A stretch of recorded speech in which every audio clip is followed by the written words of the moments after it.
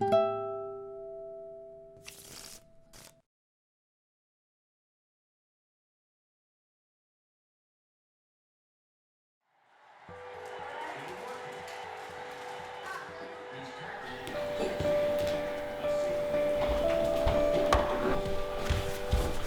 ready?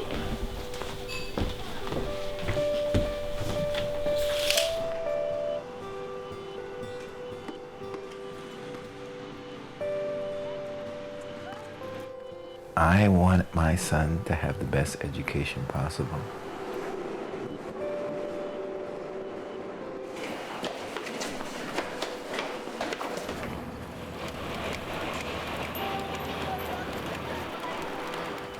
The way I would describe Dalton, it's an Ivy League institution in a brownstone.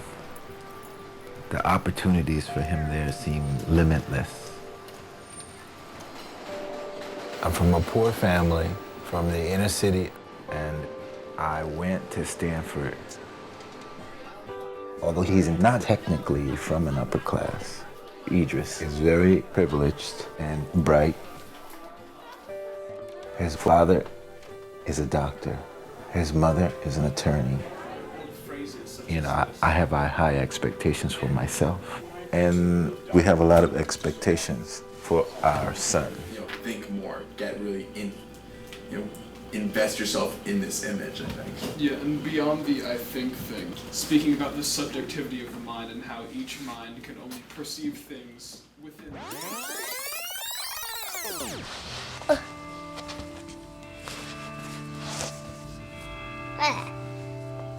All right. 13 years ago, we enrolled our 5-year-old son, Idris, at one of the most rigorous college prep schools in the country. You like that, eh? You like filming.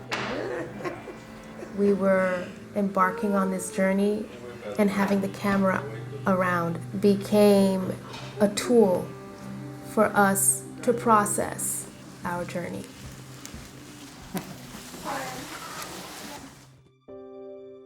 I am the child of immigrants from Haiti and Panama, parents who fought very hard to provide for me. How many miles do we have to walk? Going to school. But how? I struggled to fit in socially, racially, economically, and I was determined to do well in school. It opened doors for me. But I still knew very little about the environment of the school. My son was about to enter in kindergarten. Everybody in Dalton, they keep asking me. They keep saying, are you rich? Are you poor? Are you rich? Are you poor? Hi, this is Libby Hickson from the Dalton School. Idris is fine. He got into a little brouhaha. He elbowed Sam, kind of shoved him out of the way after school yesterday. You can't have him shoving and elbowing kids. They think I hit Sam, but I didn't. And then they said I got 2 days of suspension for whatever they say I hit him. And then I got another day suspension because they think I'm lying. Are you lying? No.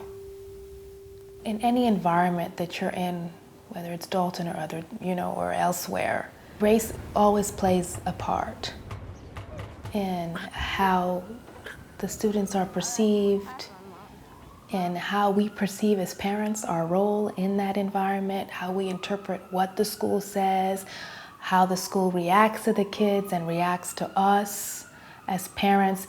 It's always there as an undercurrent. Well, I sometimes get made fun of at my basketball team because they said, oh, you talk like a white boy. Come on, speak a little bit more. Right now, how do you identify yourself? A man. A man, okay. I'm black. That I want to get treated different for the rest of my life. Where'd you hear that from? Daddy. And how does that make you feel when you hear that? I already knew that.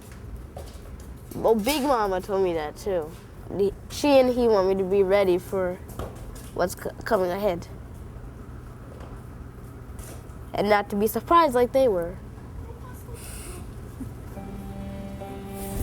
I just don't want Idris to be hurt. I don't want for his self-esteem to suffer. And, you know, how much can I, as a parent, protect him from that? The grammar test. The results were a little disappointing. I haven't yet figured out how to grade it. What class did you fail? History. Okay. That's what we talk about every day. You probably hear more history at the dinner table when we sit at the dinner table than anybody in your class. The earlier you get the draft done, the more times you have to go over it and make it better. Did you do the flashcards for math yet? I spent all Sunday working. All Sunday working is not enough. A whole grade is based on this freaking paper. From that, it's Tuesday and Yes, it's but you didn't tell me you had to do the rough draft to go over it. There's certain things that Idris just can't feel he can get away with. There's certain attitude that he has to have in order to be successful in life, compounded by the fact of being African American. It's just, it's a work in progress.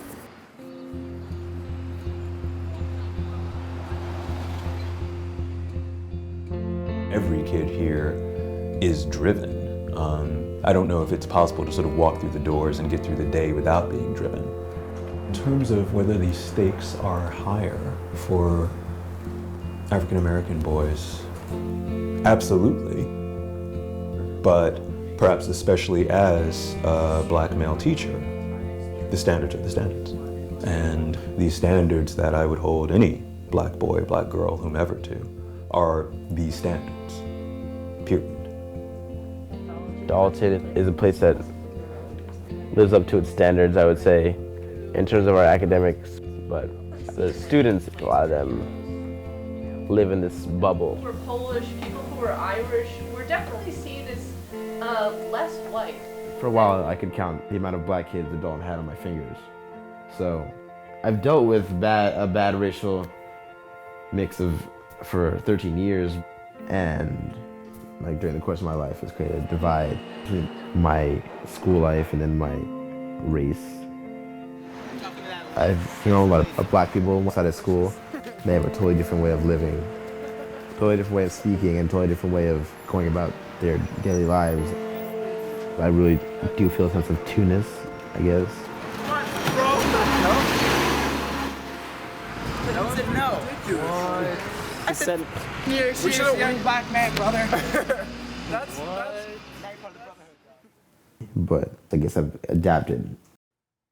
A gray tinge glowed through the whiteness, and Kimbrough had failed to detect it. But I had a feeling that something had gone wrong, something far more important than the paint.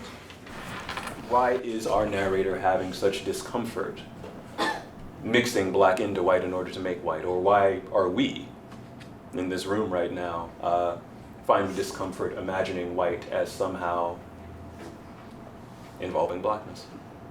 While reading, I felt that the white paint stands for like the white race, and then in order for like the white race to become like successful, they need those black drops, those black people.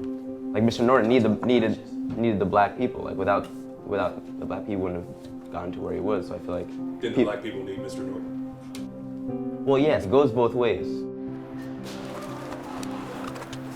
What my son encountered growing up is something he's going to encounter for the rest of his life. He'll be prepared for discrimination. He'll be able to compete against privilege.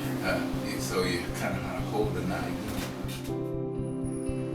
I think he's prepared to go out and make something of himself. And I think he'll be able to do that without us looking over his shoulder.